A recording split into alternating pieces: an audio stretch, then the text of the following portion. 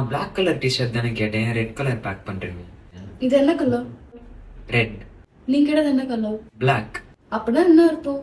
என்ன அர்த்தம்? இது உங்களுக்கு பேக் பண்ணலன்னு அர்த்தம். ஐயோ சாரி.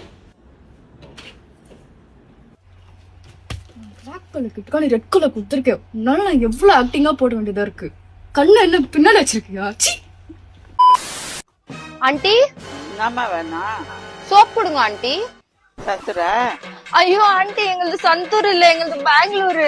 கொஞ்சம் வா கிட்ட. ஐயோ எங்கிருந்து வரீங்க? போசடிங்க. நடக்கூடாதுன்னு வந்துச்சு.